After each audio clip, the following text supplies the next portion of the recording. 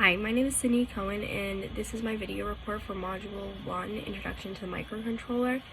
In this video report, I will be going over Part 4, which asked us to create a circuit for a blinking light with a button. So whenever you press the button, the light would either turn on or off, depending on if you press the button down or how to figure off of it. And I will be showing my circuit setup as well as my code in this video. For this course, I will be using the LEGO Uno microcontroller. It functions similar to the Arduino, and it is compatible with the Arduino IDE program that we will be using to program the circuits. So as you can see, I have the 5-volt circuit connected to the input of the button here on this controller, which is shown by the red wire.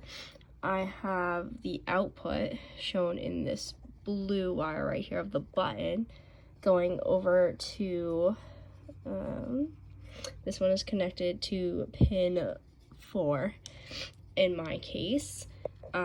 We have a circuit in parallel with the main circuit, so we have a 1 kilo ohm resistor here, along with this wire that is connecting it back to the negative power rail.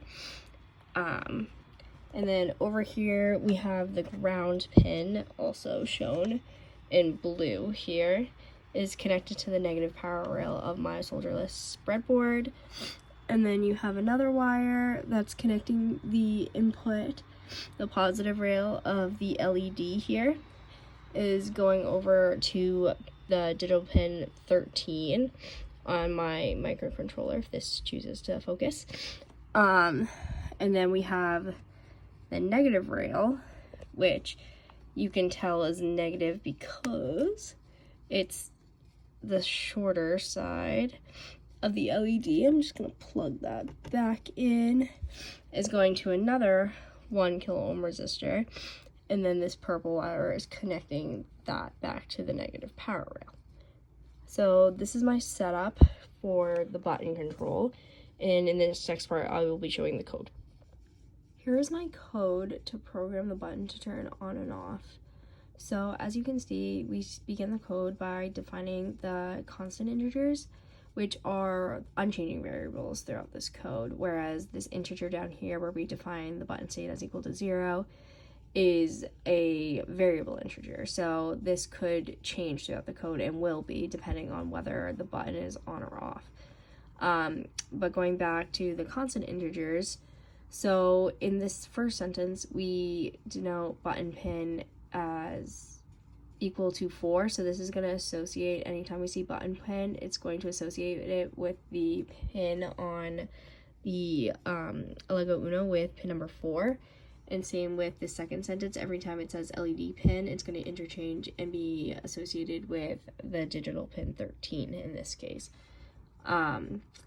And then this next line of code sets a variable integer, so anytime you see button state, it's going to start in the off position, which is denoted here by the 0. If this were 1, that would mean it would be on.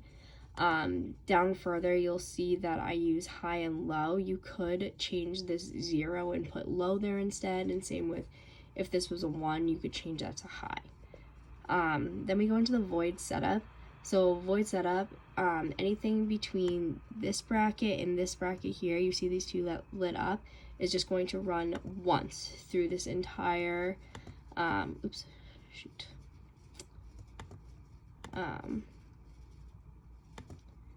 it's going to run once through this program when we upload it to the board.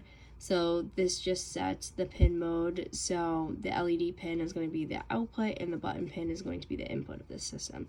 So the input for the button pin, if you press it, the LED pin is going to output bright light, and if this was off, then the LED pin is going to output nothing because there's no input. Then anything in this void loop between these two brackets is going to run over and over throughout this entire code until we disconnect it from the power. So this first statement is telling us that button state is going to read the button pin. And then if the button state is high, which means if it's on, the LED pin, or if the button state is pressed, it's going to write or it's going to display the LED pin as being on. If it does not, if anything else does not happen, or not if anything else does not happen, but if something were to happen that wasn't the button being pressed, so in our case, if the button wasn't pressed, the LED pin would display low, which in this case means it's off. So in this next section of the video, I'm going to be showing my the button in motion and show the experiment runs successfully.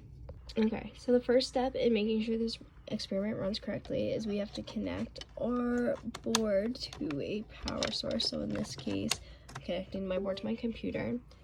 And then we're gonna go up here, make sure that our code is all set. There's no error codes. It's done compiling. So now we're gonna upload it to the board. So now that it's done uploading, we should be able to come over here. And if I were to press down this button, this light should light up. So I'm gonna press it, light is up.